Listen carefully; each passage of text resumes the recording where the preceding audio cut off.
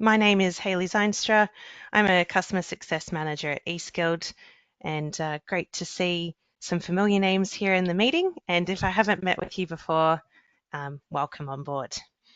So if you haven't joined us for a webinar before, today we're using the platform GoToWebinar. And in case you want to ask a question, you'll find the question function in the top right corner of your screen. There should be a little question mark inside a sort of square speech bubble. So if you go ahead and click on that, it should expand across the screen, little menu there. And at the bottom right corner, it should give you the option to submit a question. We've got a pretty full schedule today. So I will try and keep an eye on the questions. And if there is time, I'll try and answer those at the end. Otherwise, we'll certainly be responding to you after the webinar if there's anything that we don't actually answer as we go through all of the content here today. Alrighty, so let's keep on trucking along. Let me just see, questions. No one's put in a question yet. I hope that's good, but I'll keep an eye on those notifications. So in the session today, what we'll be aiming to go through sort of an overview of the purpose and benefits of the Smart Enrol enrollment forms. A few of those are listed there. We'll also go over the Smart Enrol default templates, because we do have some default ones that are ready to use, ready to go. You might want to make some changes to those though. So we'll also be teaching you how to edit the default templates and how you can create your own custom fields to use on there. And finally, if you are interested in building your own Smart Enrol template from scratch, we'll be going over how you can do that as well. So like I said, a little bit to go through today. So we'll just keep on going right into it. And let's start with a bit of an overview of what Smart Enrol really is. And I'd say at its core, Smart Enrol is just the next generation of online enrolment form. So it brings in some new features and functionality that the existing enrolment forms we have, so that's where you choose either the express or the standard options, doesn't offer. And it's good to note as well that the Smart Enrol forms will eventually replace our existing express or standard online enrolment forms. So we're thinking roughly 6 months time. We'll see how that timeline goes, but that's when we'd be looking to decommission the current online enrolment forms. So with that said, you guys can make the switch as soon as now to begin using them. But maybe first let's dive into what are some of those new features and functions that are coming into place with the Smart Enrol forms. So got a bit of a summary slide here, but essentially with custom fields, they're an existing feature of eSkilled, but you'll have much greater flexibility to place them anywhere you want on the form. And there's drag and drop control in your form design. So literally drag and drop where your preferred layout or question location would be.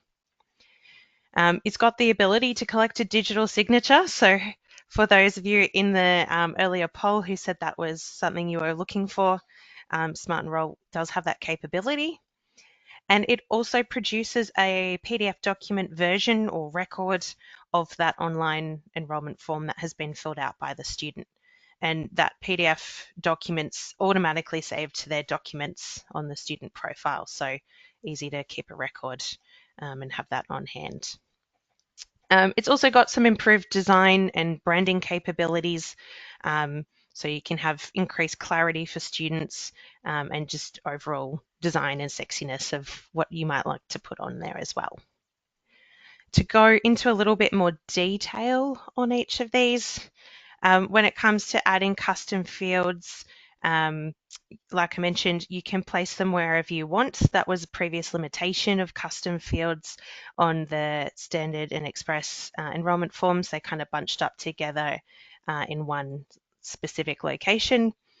And it also had some limited ability to add context or explanations for a custom question. So you can add text on there to support your custom questions now as well.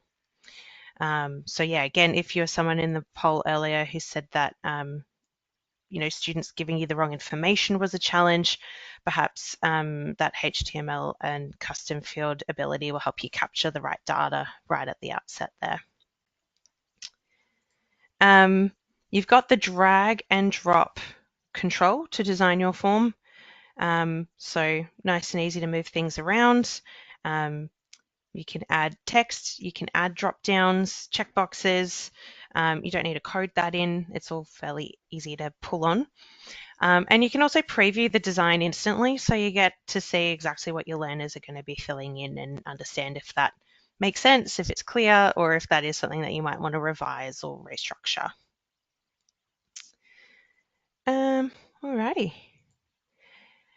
We do also provide the option to capture a digital signature. So fairly simple, brings up a little box, you just scribble away, sign away your life and click apply to fill in the signature. So nice and easy, and lets you take your acknowledgement and declarations above and beyond the standard little check the box option that previously had. And I think there's two more to go through here. So Smart Enrol introduces the ability to collect a PDF document of that enrolment form. There's a little snapshot of what it looks like. It's fairly similar layout and formatting to the online form, of course, because it's just a PDF copy of that form. And that's automatically provided in the student profile on the Documents tab, so easy access to keep a record of the enrolment details for each and every student and each and every enrolment.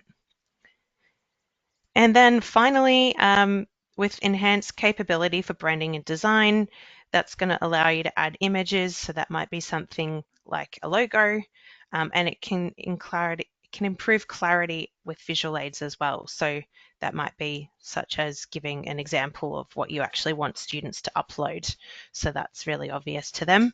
And hopefully that means that they always upload to you the right document and one that doesn't need to get chased up as often. All right. So just a summary there of those main key features and benefits of the Smart Enrol functionality. Lots of really practical features, and we're really excited to make this level of flexibility on enrolment form design available too, because ultimately it's here to help you guys make it how you want it. All right, let me just check for questions. No, we're all good. Then let's shift gear and let's jump in and actually have a look at how to enable and implement a Smart Enrol form in your account. So it should be enabled for everyone now, which means that you could go and turn it on against your program instances, and we'll go in live and do that shortly. But just to keep it at a high level summary here, hopefully very familiar to you all, you'd go into Programs menu item, go and look at your program instances, and then select the Enrolment Form tab. In that Enrolment Form tab, it's the very, very first, setting in the General Settings section, your Enrolment Form type. So you'd be familiar with the Express and the Standard, which have always been there, but you'll see a new option in there for Smart Enrol. And actually right next to that, you'll also see the option to select a Smart Enrol template. That's only going to pop up once you've actually selected Smart Enrol. So that's fairly simple process in terms of enabling or turning that on. And good to note as well, just that we do have the standard templates available to use. They're slightly different naming convention, but this roughly equates to the Express option, which was the basic one. We just changed it now to a basic name. That's going to just capture your first name, surname, email address, and get the students to provide a password so they can access an account. It's very basic. You've got two options though, a basic one which would include payment options, or, and hopefully the name says it all, a basic option with no payment gateway attached. So if there was training that didn't have any fees attached to it, that would be the one that you'd want to go with. And then same if you are using the standard template as it stands, the equivalent of that would be the 𝗿𝗲𝗰𝗵 templates for Smart Enrol. And again, there's one with a payment gateway attached and one without payment gateway attached. So depending on how you're taking enrollments, what that looks like, there'll be a choice there for you. Alrighty. Also good to note before we dive into the system, because when I do dive into the system, you'll see that we do have these templates available.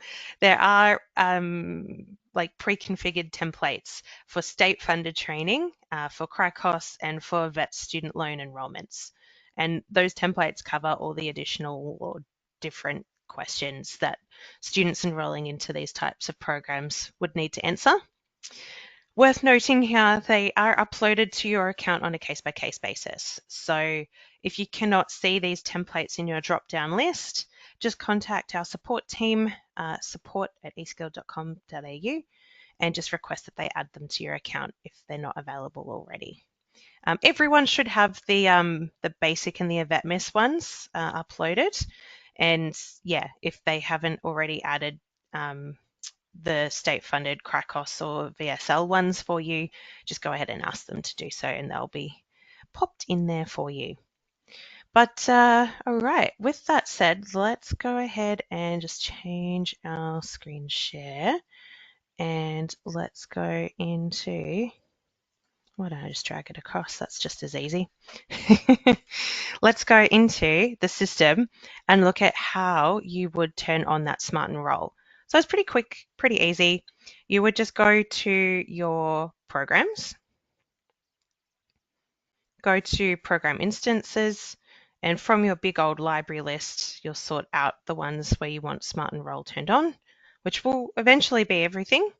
I'm just going to go ahead and look at this one as my example. And the tab you'll want to visit here is the Enrolment Form tab. That's got all the settings for that program instance, including what you want to use for the enrolment form. And I've already got it turned on here, but if you didn't, you might be using the Express or the standard option. You'll just want to use that drop-down box to change it over to Smart Enrol. And once you do so, you will see that second field appear, and that's where you will select the template that you want to apply. And this is where, if you can't see the ones that you need, just reach out to us and let us know. We've also got a few testing ones in here, but we've got all the state-based ones, and then there'll be an 𝗿𝗏𝗰𝗵 one and the basic one. So you can see it becomes quite a long list, which is why we don't pre-populate them in there. If you're not going to use them, it just becomes a bit of, you know, an effort to go and find the ones that you will use. So that would be the process, though, in terms of turning on Smart Enrol in your system. Hope that's clear and demonstrates how simple it can be to get that sorted. There's one very big consideration, though, before you go ahead and turn that on, which is that Smart Enrol uses a different iframe code and enrolment link to the existing one for the standard or express enrolment forms, which means you will need to update anywhere that is using those enrolment links. So if you accept enrollments from your website and you've got the embedded iframe enrolment form, you'll need to get a new iframe code to put the Smart Enrol iframe code on the website. Same if you've got any fixed or hard-coded enrolment links on the website, you'll need to get a new link which uses the Smart Enrol form. And if you've got any enrolment links that you've previously shared to past students who are thinking about enrolling and never followed through, or maybe you've got companies who use an enrolment link with you for self-enrollment processes, those will need to be shared a new link that is connected to a Smart Enrol form. So let's recap where you can find all those codes, because there are a few different levels that you might be utilizing. There's 4 levels where we offer the links and the iframe codes. So the first one is from your settings, and that is like a universal or an open link, and it has a list of all of your programs, all of the program instances, and all of the groups that are available. The next level down is program instance. So that's a link that is locked to a particular program instance. So it lets students choose different groups from there, but they can't change the training item that they're booking into from that link. You can get one step more granular there as well, and there is a link or an iframe available at group level. So that's locked to the particular group. Oftentimes that's a date that you're delivering the training.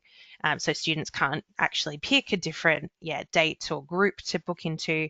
They're fixed when you share them that link. So you might be using any of those. There is also the possibility that you're using the company links, so a link or an iframe that's associated with a company, and that might be, say, a third party, it might be an agent, it might be an employer who's going in there to check up on student progress and such. If they are using enrolments, you'll also want to make sure that you've updated the company links so they've got the Smart Enrol attached as well. And just briefly, maybe we'll jump into the system and go ahead and locate where all those can be found. So if I start with the first one, that was in settings. So you just go to administration and settings. Previously, you would have been using these two, enrollment code and enrollment link. But you'll see there's some new ones here now. You've got your Smart Enrol code and your Smart Enrol link. So that would be the replacement. And if we go to the next level, program instances, where we just were before, program instances, I'll pull up my little example one. And this is dependent, we can see it over here on the right-hand side. This is dependent on the fact that you have actually changed your enrolment form selection here to Smart Enrol. If I revert that back to, say, the standard, I think I probably need to update the changes, and I may even need to refresh the page. Oh no, I don't. You can see that says the bog standard external enrolment now. In order for this to update the links, you have to also update the settings here. Let's pop that in place, update those changes again, and then you'll see that's changed it to the Smart Enrol links. That would be the same for your groups. Couple ways you can navigate to groups. Since I'm here, I'm just going to go to the tab for groups and pick one of the groups out of the list. And you'll see, because I've changed it at program instance level, the group link is also showing as a Smart Enrol link as well. And then finally, if you're looking for the new link for companies, you'll just want to go over to your companies menu item and then search for the related company. I've got this one as an example. So you'll either have the general link, which is just here on the front page in the details tab for Smart Enrol just there. If you do restrict your companies to enroll in particular program instances or groups, you'll see the programs menu item here. And then for the program instances that do have Smart Enrol enabled, you'll see that they've got the Smart Enrol links showing over here. And then if you have not changed all of your program instances over to Smart Enrol, some of them may still have the external enrolment links available there as well. So obviously no Smart Enrol, it will have external. And if it has Smart Enrol, it won't have the external. It's either one or the other. But those are where you can find all those links. That's going to be a very important, I guess, task or job that you want to know where those are, because that's going to be something you want to cover off before you go ahead and update all of your enrolment forms. And then there's in the slides here just a recap for what those all were. So in your settings, the universal or open option, the two buttons there for Smart Enrol. And just note here in the red, You must have Smart Enrol enabled in the enrolment form before the Smart Enrol button will show. Same for your group level, must have Smart Enrol enabled at the program instance before it will show. And then the 2 different locations you'll see there for company. So a little bit of a sidestep here, but it might be worth taking because I think custom fields are a great advantage of the Smart Enrol form, and the additional flexibility where you can put them anywhere that you like may make them more appealing to use now that you can be a bit more specific with those. So let's go and just do a quick recap on how to create a custom field. And I did just speak to that with Smart Enrol, you can place them anywhere. So removes that previous limitation that we had with the custom fields. Smart Enrol removes that limitation. In terms of why you might want the custom field, it's hopefully fairly self-explanatory. It's basically if you want to collect some information that goes beyond the bog standard required questions. So if you need to ask something a little bit bespoke. I might just zip through it in a live fashion. It's not terribly complex. You can find it in the administration menu by going into templates. And it's over here.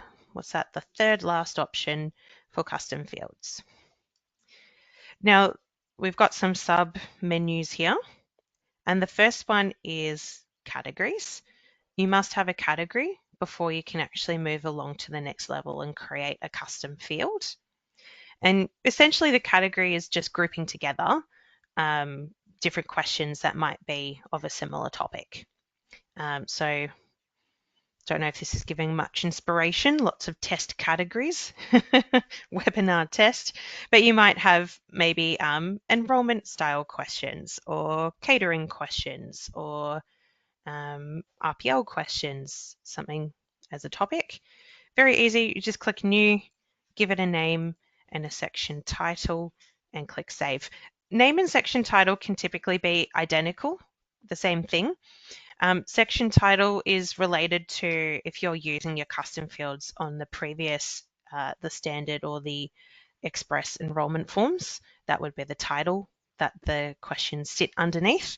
But with Smart Enrol, it's a lot more editable. So you're not locked into whatever section title you set up here. So I just use the name and create one. When you go over next to custom fields, again, we've got plenty in the bank, but you would just click on the new button here to create a brand new one. And you've got the various fields to populate. First one is just an ID number. And, you know, look, if this is the first question, it might be Q1. If it's the first question, it might be 001. You don't have to get too in depth on that. This is just used if you're going to use the bulk upload functionality for student enrollments, and there is a custom question that you're going to bulk upload data against. In that sense, it needs an ID number. And it is a mandatory field. You do need to assign one, even if that bulk upload functionality is not something that you're going to use. So yeah, just call it Q1 or 001 and keep it simple with your naming convention. I might as well keep, I'm not going to probably save this one. Display, this is the actual text that you're going to display on the form, whatever that might be, what question you're asking. Then you come to entity. So there's 2 options here.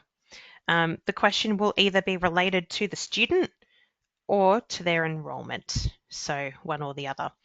If you pick student, then the question will display on the student profile. In the details tab, you'll be able to see an extra section for custom fields. If you select enrolment, it will show on their enrolment. So you'd need to go to the enrolment wizard and view it from there, because perhaps that's something that might change if they came back in repeated training with you. Maybe ask them if they have dietary requirements, if it's catered training.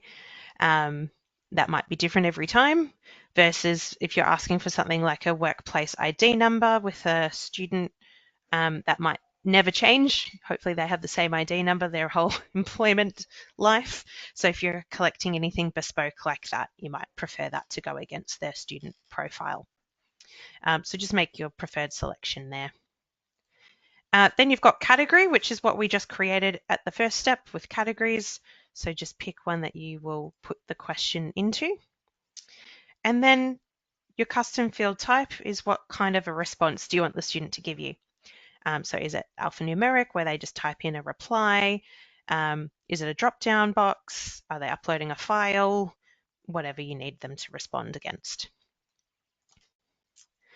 Won't dive into these ones in too much detail in this webinar, but they should be explained fairly clearly on the help guide as to what each of those toggles would do.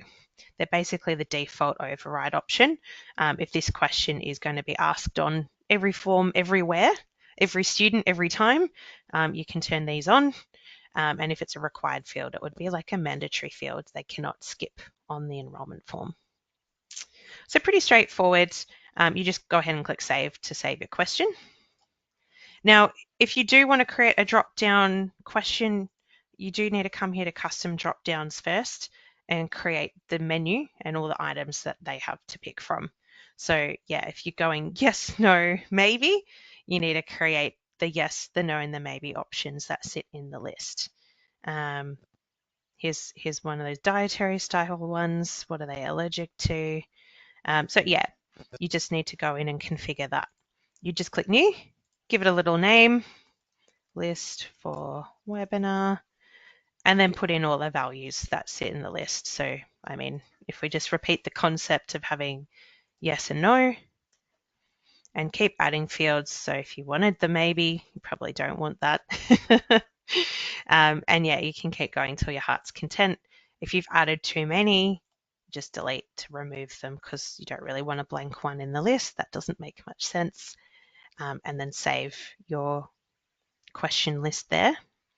If you're creating that custom field and you have selected that it would be a drop-down, it will show you the option next to choose which list you want it to use. So that's just good to know as well. Drop-down's a nice one to build. So little side quest there, but that would be how you can build your own custom questions because that can be handy. Just a couple of slides to support that. You have to have a category, just groups together your similar questions. And then here's a slide that just outlines the basics of each of those fields for custom fields and the purpose of what you're setting up there in case you forget what your internal reference ID is, for example. All right, let me just check our questions box. No, looking pretty safe in there. So we'll keep trucking along. Let's go and do something a bit more exciting and let's have a look at the default Smart Enrol Forms and let's have a look at how you might be able to edit those as well in case you might want to make some changes. Pardon me. All right. Before I dive in, these are the sorts of things that I'll cover off. So how you can add your own question, how you can rename the field label. So what that question is, like if it says first name, maybe you just want it to say preferred name. You can change the order of the questions, so we'll do that, move things around. We can delete or remove a question, and we'll also add some text or images onto the form as well. So let's go and have a look at each of those scenarios. All right, let me drag this across again. So in order to locate the form, we will navigate to administration and it is form creator that we want to click on there. And fairly blank page here. Over in page settings, we will just want to go to form type. And there's two options. We will be using Smart Enrol.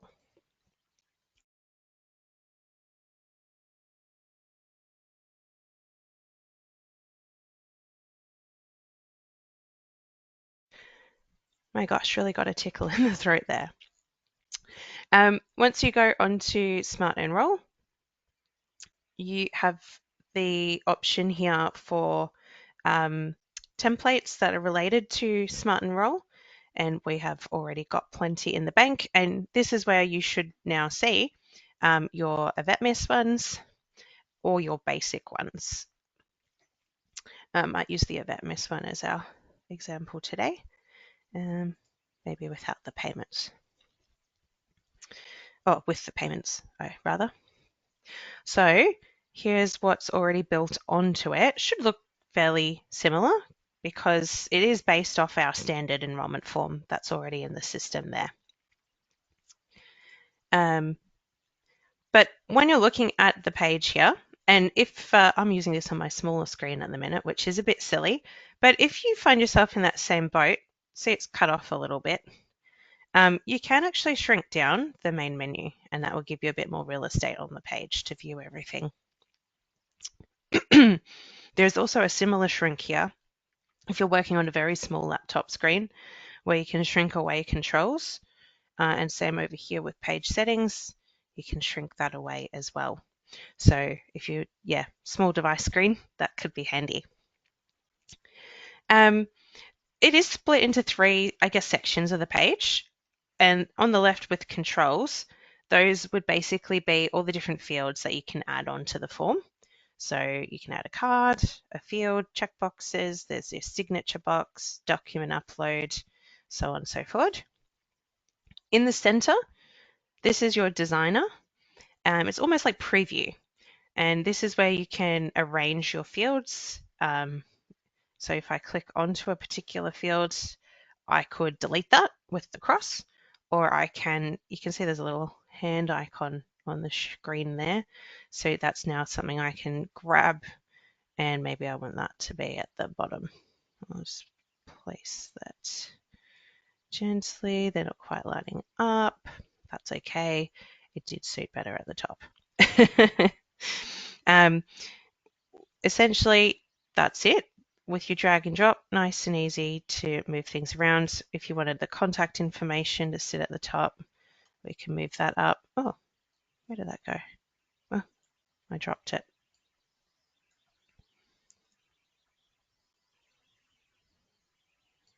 I need some practice with the drag and drop myself.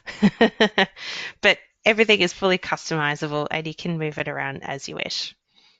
Then if you wanted to change what actually is presented in the middle, that's where you're looking over here on your settings. You've got the first section here of page settings, and then you've got your control settings. Control settings relate to the field you're clicked on. So at the minute, I'm actually clicked onto the contact information card.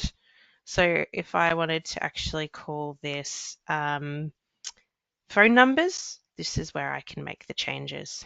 Phone numbers. That's where I could change the title of the contact card. So I can't click on it and edit it here. This is simply the structure or the design and layout. If I want to actually change the field itself, and that could be, the individual mobile phone number. If I want to change what that label says and just have it say mobile, then I need to come down here to control settings to manage that part. So that's essentially the three different parts of the page. And if you use our LMS, it should be a fairly similar concept to the assessment forms or the 𝗿𝗲𝗰𝗆 forms. They have a very similar structure too, where you've got, I think they have the widgets on the left that you can drag into your fields. In the middle, that's where you preview what is it going to look like. And then on the right side, that's where you edit all the settings and control the look and the feel. So similar sort of concept there as well. Now, worth knowing that if you've made any changes, you definitely want to click the save button too, because I might just do a refresh and lose all my changes because I didn't necessarily want them all to apply to our lovely default 𝗿𝗏𝗰𝗵 form. But that's important to know, so good habit to get into to click save.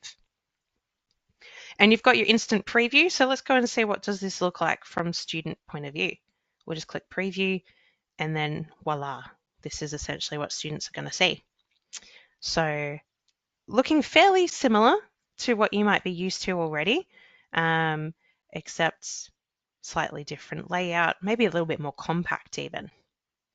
So let's say we want to make some changes to this, and probably you want to keep all the standard 𝗿𝗏 questions, so we might not remove anything per se, but let's add in some custom questions because that is probably what most people would want to be doing here.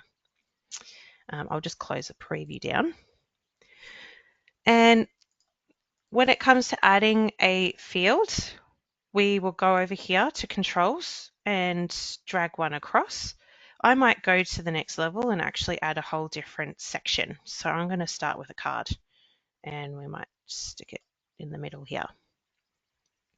And like I just did before, if I want to make any changes to this card, I need to come down here to our control settings. There's two options. There's the size. It's currently full size, which means it sits the full way across the page. You can reduce that to a half size, half of the page. So you might have two sections that sit next to each other side by side in that case. I might just leave this as full. And then the header text is just as it has there, the little heading there. So let's call this dietary requirements. Let's run with that as our example. Oh, if I can spell requirements. All right. And what we would do now is add any questions, and they get dragged on top of the card. So let's drag across a field, drop it into our card. And what we'll do now is configure the details of this field. So I've clicked on it. We'll come down here to control settings and look at the details. Is it a custom field? In this case, yes. And then it's asking us for the object. And this is to do with what we did set up when we just looked at custom fields before. Is it a student-related question or an enrollment-related question? I think I've set these ones up as student off top of head, so I'll go for student. And then you would just select the custom field from your list of questions. And I'm hoping here there is some kind of dietary question.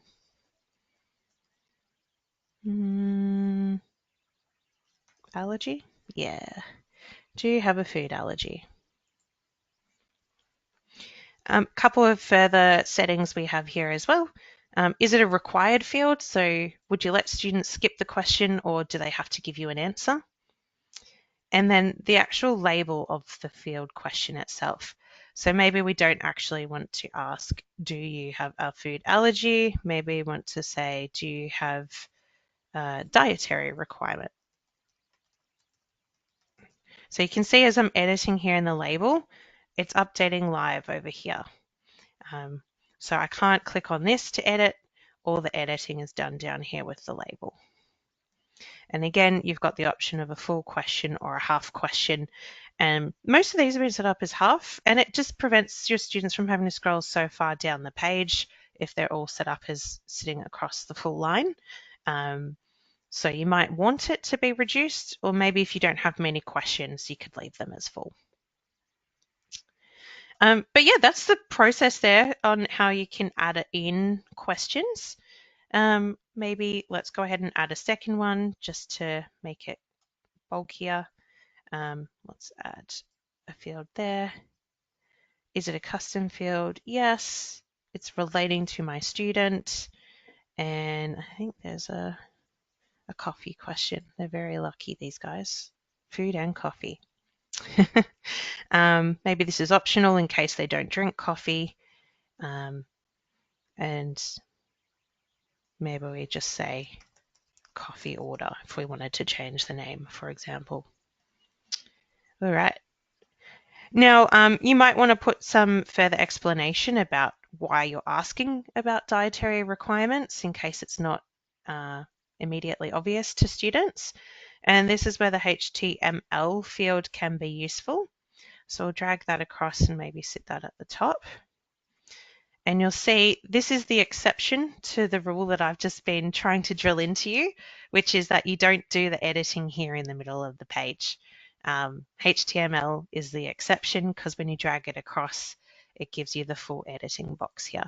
So what we might put here is if you are attending a face-to-face session with us, then lunch is provided. Please advise any dietary requirements below. Maybe that's not immediately obvious to students when they're booking into the training that food is required or provided as part of the training, and they might be sitting there wondering, why am I answering all these personal questions about myself? Do I really have to fill them in?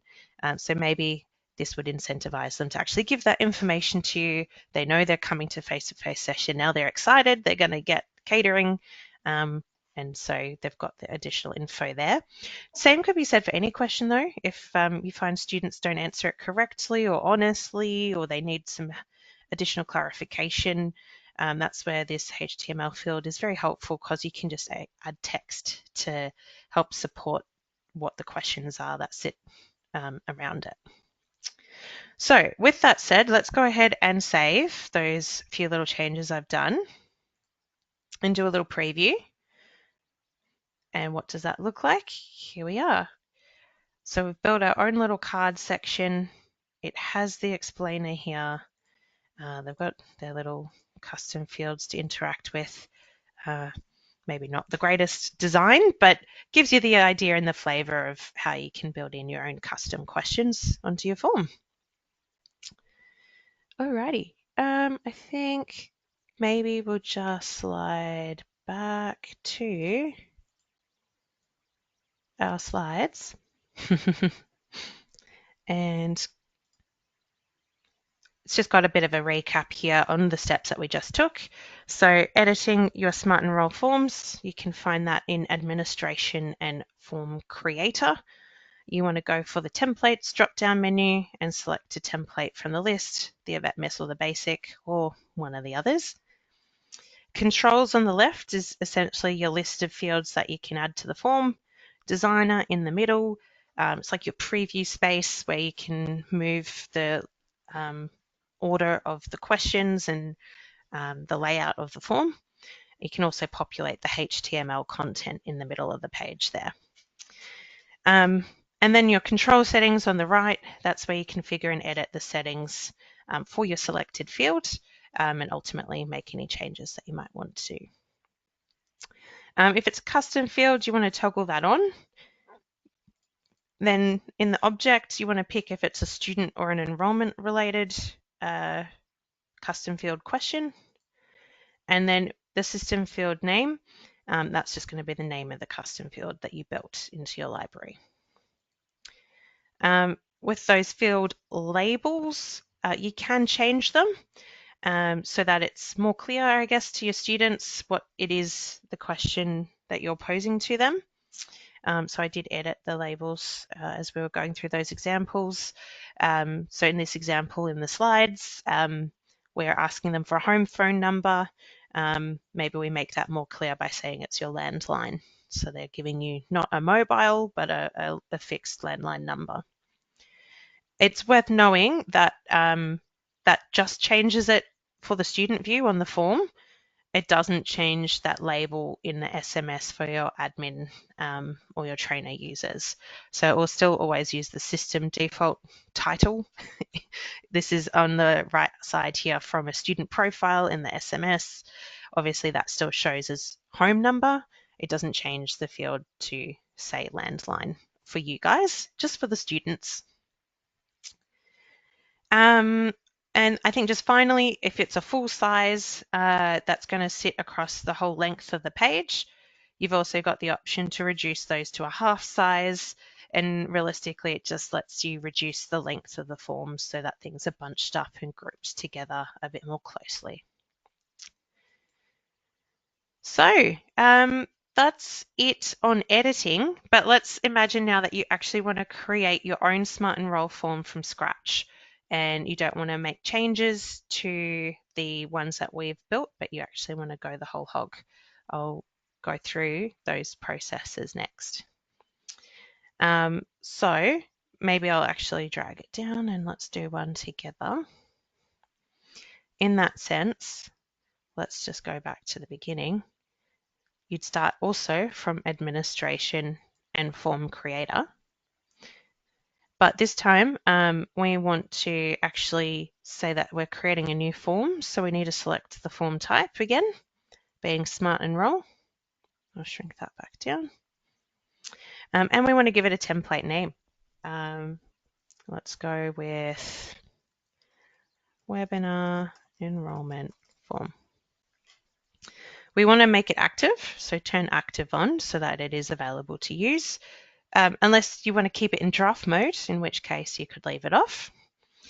If it's in the deactivated mode, it's obviously not going to show up in the drop-down list to select when you go to program instances because it's in draft mode. So just keep that in mind. I generally think it is easier. Oh, I didn't mean to click that. I generally think it's easier just to keep things active so they show up in the list when you're ready to start using them. So webinar enrollment form, it's active. We've got tabs. In the 𝗿𝗏𝗰 one I brought up before, it had 3 tabs. And you can see now that I've filled in the 3 there, it gives us 3 tabs across the top of the page. That's kind of like the enrollment stages that we have at the minute, where it's got the details, the payment, and then the confirmation. So if you want to break up your enrollment so it's not one very long page of questions to scroll through, tabs is a great way to do that. Maybe we'll go for 2. And then I'm currently clicked on tab 1, so I've got the option to edit the name for that one. Let's call that student details maybe. And if I want to also change tab 2, I'll just click on tab 2. This is now the second tab, and I can change it here. More information, let's say. Additional to the tabs, we've got the option for columns, and we've got 1, 2, or 3. So if I go for 3, you'll see what that sort of does. We've got 3 little placeholders here. So again, I guess bunches up the information rather than having it all spread out down the page. You can have the 2 columns or just 1 column. Columns might be even more useful if it's sort of a quick and basic one, a 1-pager or a 1-tabber. And then you might just want it to be, say, 1 tab, 2 columns, some questions on the left and the right. But completely up to you. I think I'll just stick with 1 for my example. And that's where we start dragging across probably all of our controls and adding some options on there. Oh, better do some columns for the first one as well. So yeah, let's have a card. Let's have a field that sits on the card. Whatever we want. We could have a checkbox. We can have the signature box. You basically just drag it across and drop it on. I think the other thing to touch on is this little section here. So we've got the first save enrollment toggle and a button label below that. And what this is essentially getting at is like, what is the first point that you will be saving the form and the information is getting pushed back into the SMS system. And I generally recommend you want that to be page 1 because you want to at least capture some basic field information here. Maybe that is the first name, the surname, the phone number. And that way, if they bail out of the full enrollment process, you've got your first save enrollment, so it's at least put the very first details into the system, even if they didn't do the payment and, I don't know, fill in the more information page that had too many questions that they couldn't be bothered doing at that moment in time. It did save the basics on page 1, push them through to the SMS so that you can follow them up. On the flip side of that, if you hate that idea and you don't want students who attempted an enrolment and didn't finish it off to come into your system at all, you might put the first save enrolment not on tab 1, so we'd turn that off, and that means the button label is just going to show as next. And we'll just put it on the final page, and that is the final page where it will only be sending that data back to the system. Which means if they still fill in everything on page 1, get to page 2 and never finish it, it doesn't go anywhere. It's just sitting unfinished forever on their computer. But some people do prefer that because they don't want to deal with potential partial enrolments, whereas other people are very keen to try and support students even if the enrolment form was a barrier, and so they want to grab those initial details to chase them up via other methods and see if they want some help. So that's essentially where that first save enrolment comes in. So at what point do you want it to save the form? Charlie has just asked in the chat, how do we add the logo and image to the form? Great question. So let's have a little sticky beak at that.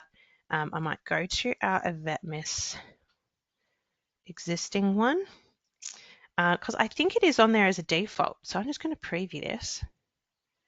Well, this one doesn't have it. Okay, so let's show you how to add it then. It's also done here with the HTML field. So what I would do is just drag that across and just sit it towards the top here. And now there's a little image icon here, so you can add in your image, or you can copy and paste a particular image that you have as well. Do I have an image handy? Let me go to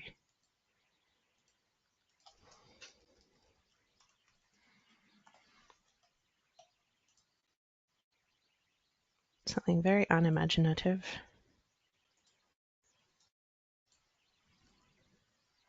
There's a Google logo.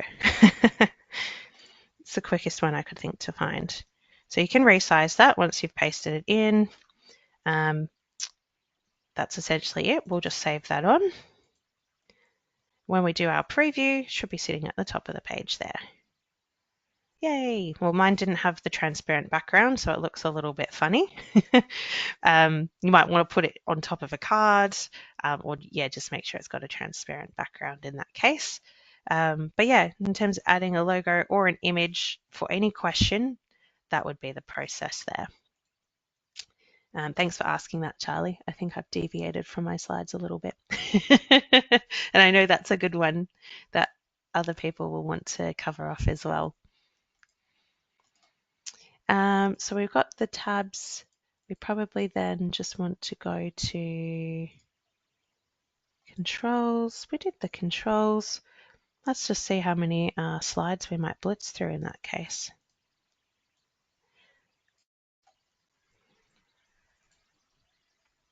So we provided our name for the template. We made sure it's active. We said how many tabs we wanted to add. 5 is probably excessive, but you know, if you like the idea of moving through, that could be for you. And also adding your columns as well. So if you want it split in 2 or just a 1, or you can even go to 3. Yeah, and that first save enrolment. So when that data gets pushed into the SMS. And you can only enable it on one tab. That's something I didn't say as I was going through the motions. So it's either tab 1, tab 2, or tab 3, or tab 5 where you push that through. You can't multi-select there. And as I sort of highlighted, good if you want student information saved, or if you don't want it saved, you can keep it at the end. Okay, in terms of controls, these are all the fields that you can add on. We've gone through the basic ones already. So we did cards. Basically, they let you add a heading, and they're helpful to split your form up into particular categories and give it a bit of, you know, order. We've done the fields. So the input areas where students are putting in their details, and that's linked to a particular field in the settings there, control settings. Checkboxes, it is a single checkbox. It's not like a multiple choice quiz checkbox.